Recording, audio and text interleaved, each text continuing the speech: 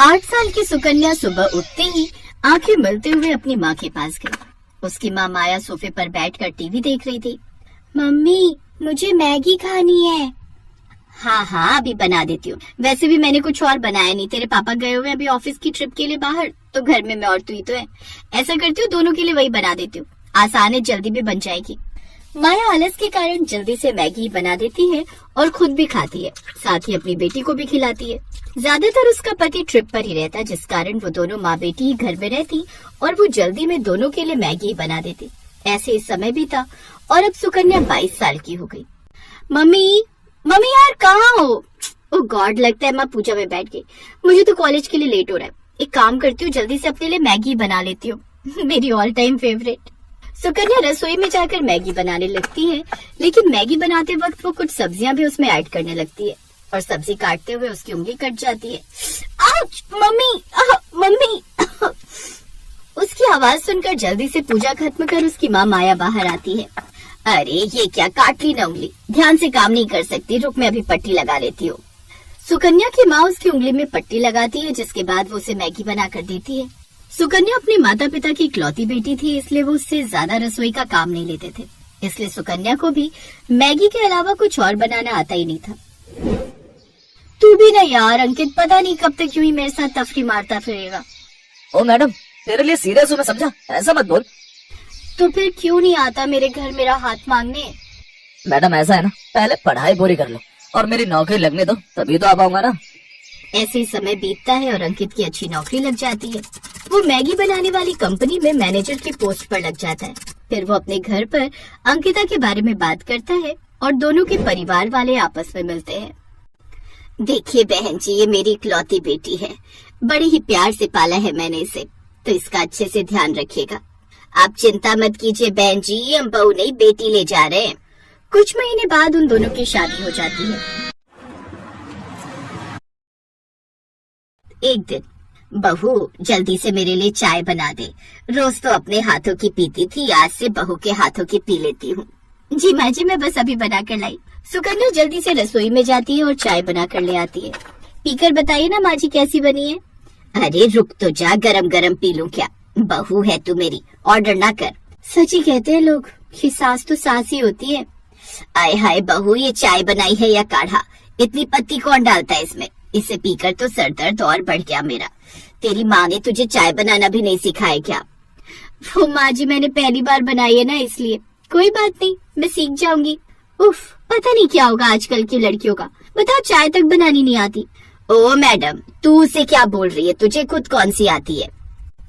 ये सुनकर सुकन्या मुस्कुराने लगती है और ननद पैर पटक कर अंदर कमरे में चली जाती है। कुछ देर बाद सुकन्या सबके लिए नाश्ता बना कर ले आती है। वो सभी खाने की टेबल पर बैठते हैं तो सामने मैगी देख हैरान रह जाते हैं। बहू ये क्या है? सॉरी माँ जी, वो मुझे खाना। वही तो पूछ रही हूँ, तुझे कैसे पता चला कि हम सबको खाने में मैगी पसंद है? जानती है, कोई दिन ऐसा नहीं होता जिस दिन हम मैगी ना खाएं, लेकिन मुझे सब्जियों वाली मैगी पसंद है और मुझे स्पाइसी वाली। और सुकन्या मुझे अनियन वाली। तुम जानती हो ना, मैंने तो मैगी की कंपनी इसीलिए ज्वाइन की है क्योंकि इसकी वजह से मुझे अच्छी खासी मैगी घर लाने को मिल जाती है। मैं तो रोज वहाँ से 50 पैकेट मैगी अपनी गाड़ी में छुपा कर ले आता हूँ। हाँ अंकित, मैगी से इतना प्यार की उसके लिए चोरी भी, वेरी बैड। खैर, मुझे लगा था मैं ही मैगी की दीवानी हूँ, लेकिन तुम सब भी मैगी के कोई कम दीवाने नहीं हो। अगर मैगी वालों का बस चले ना तो हम सबको अपनी मैगी का फैमिली एम्बेसडर बना ले। सुकन्या खुश हो जाती है। अब वो सुबह शाम सबके लिए मैगी बनाती है। आज मैंने सबके लिए मसाला और जीरा मैगी बनाई है और भाभी कल पनीर मैगी। हाँ हाँ, अब तुम सब फिक्र मत करो, अब मैं आ गई हूँ ना, तो अब तुम सब सुबह शाम बस मैगी ही खाओ। अब सभी घर वाले सुबह शाम बस मैगी ही खाते, यहाँ तक कि अगर कोई मेहमान भी आता तो उसे भी वही बनाकर खिलाते, जिस कारण मेहमान भी उनके घर आने से डरते। अरे ये क्या अंकित की माँ, ये बहू क्या पका कर ले आई, मैगी? हाँ आपको पता है, इसे भी हमारी तरह इसका बड़ा ही शौक है। सत्यानाश, सोचा था बहू आ गई है अब तो कुछ अच्छा खाने को मिलेगा, लेकिन नहीं, ये मुई भी बस ये केचुआ खाना ही जानती है। नहीं रहना मुझे यहाँ, मैं आज ही वापस जा रही हूँ, नहीं तो तुम लोग तो मुझे ये मैदा खिला खिला कर ही मार डालोगे। बुआ बिना देर के वहाँ से चली जाती है, लेकिन इन सब से उन सबको कोई फर्क नहीं पड़ता। इधर अभी भी वो सब मैगी खाना जारी रखते हैं। ऐसे ही समय बीतता है और एक दिन पता चलता है कि सुकन्या गर्भवती है। सच में मैं यानी कि पापा बनने वाला है। वाह, थैंक यू सो मच जो तुमने मुझे इतनी अच्छी खुशखबरी सुनाई। You are the best. और मैं दादी।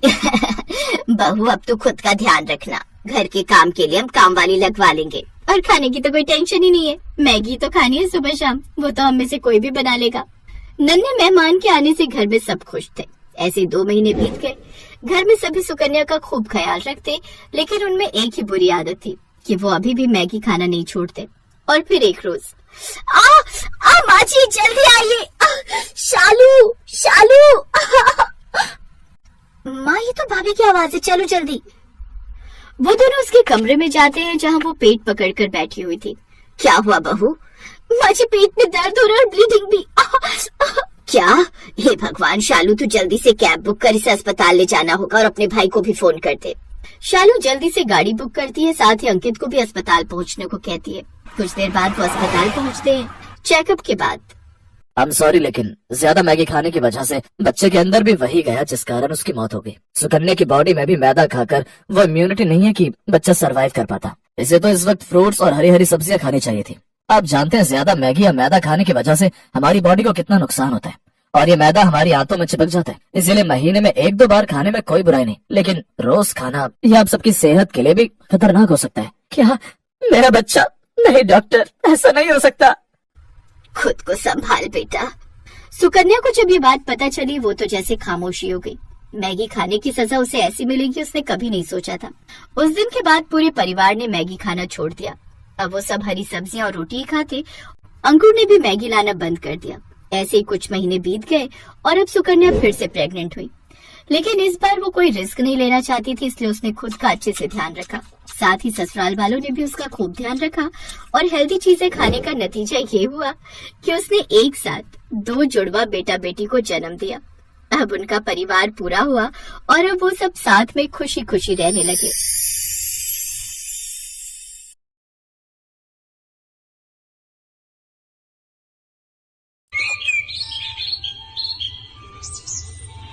शीतल को मैगी खाने का बहुत शौक था। कई बार उसकी मम्मी इस बारे में उसे टोक चुकी थी। शीतल क्या बना रही हो बेटा? आपको पता तो है मम्मी, जब मैं किचन में होती हूँ तो मैगी के सिवा कुछ बनाना पसंद नहीं करती। बस भूख लगी थी बहुत जोरों की, तो मैंने सोचा मैगी ही बना लूं। शीतल बेटा, कभी कभी मैगी खाना ठीक है, पर इतना ज्यादा किसी चीज का आदी नहीं बनते हैं। तुम्हें और भी तरह के खाने बनाने आना चाहिए बेटा। कुछ दिनों में ससुराल जाओगी तो क्या वहाँ अपनी सास को मैगी बनाकर खिलाओगी? तो और क्या मम्मी, मैं तो अपनी सास को भी मैगी खाना सिखा दूंगी। शीतल ने अपनी मम्मी की बात को अनसुना कर दिया और फिर कुछ दिनों बाद शीतल की शादी सौरभ नाम के लड़के से हो जाती है। शीतल की सास नई बहू के आने से बहुत खुश थी। क्या बात है उर्मिला जी, नई बहू के हाथ का क्या खिला रही हो? आज तो बहू का दिन है, वो जो भी अपनी पसंद से खिलाएगी वो खा लेंगे। क्यों अनीता जी? जाओ बहू, मेहमानों के लिए कुछ अच्छा बना कर ले आओ। ठीक कह रही हो उर्मिला जी। रश्मि भाभी जी, आज तो बहू की पसंद का ही खाएंगे। मोहल्ले की औरतें नई बहू की मुंह दिखाई के लिए आई हुई थी। उर्मिला के कहने पर शीतल रसोई में तो चली जाती है, पर उसे तो सिर्फ मैगी बनानी आती थी। मुझे तो सिर्फ मैगी बनानी आती है, अब मैं मैगी लेने के लिए किसको भेजूं? हाँ, ये ठीक रहेगा। रामू भैया, आपके पड़ोस में कोई दुकान होगी, वहाँ से मैं आपको पैसे देती हूँ, आप मुझे मैगी के पैकेट ला दोगे? पर बहू रानी, यहाँ पर तो कोई भी मैगी नहीं खाता। आप मैगी किसके लिए मंगवा रही हो? क्या यहाँ पर कोई मैगी नहीं खाता? ऐसा कैसे हो सकता है? अब सबको मैगी खानी पड़ेगी क्योंकि मुझे मैगी बहुत पसंद है। आप बस मुझे मैगी के पैकेट ला दो, बाकी सब मुझ पर छोड़ दो। रामू शीतल के कहने पर पड़ोस की दुकान से मैगी के पैकेट ले आता है। मोहल्ले की औरतें खाने के सामान का इंतजार कर रही थी। शीतल मैगी बनाकर सबके लिए लाती है। ये लीजिए माँ जी, मैंने आप सबके लिए गर्मा गर्म मैगी बनाई है। मैगी? ये तो बच्चों के खाने की चीज है बहू, हमसे ना खाई जाती है मैगी शैगी। शीतल पड़ोसन की बात सुनकर उदास हो जाती है। उसका मुरझाया चेहरा देख उर्मिला उसका साथ देती है और वो सबसे कहती है, अरे मैगी, ये तो मुझे बहुत पसंद है, कब से मैंने मैगी नहीं खाई थी। अरे तुम सब एक बार खाकर तो देखो, ये बहुत स्वादिष्ट बनती है, मैंने कई बार खाई है। खा लेते हैं, अब आए हैं तो बिना खाए जाएंगे तो बहू को अच्छा ना लगेगा। कैसी लगी मेरे हाथ की मैगी आंटी जी? पड़ोसन धीरे से मुस्कुरा देती है क्योंकि उन्हें ये सब खाने की आदत नहीं थी। कुछ देर बाद सब मेहमान चले जाते हैं। उस दिन की बात खत्म हो जाती है। पर अब तो अक्सर ही शीतल मैगी बनाने लगी। धीरे धीरे मैगी खाने की आदत उसकी सास को भी लग। अरे शीतल बहू, वो तू जो मैगी बनाती है जरा सी बना ले, बड़ी स्वाद लगती है।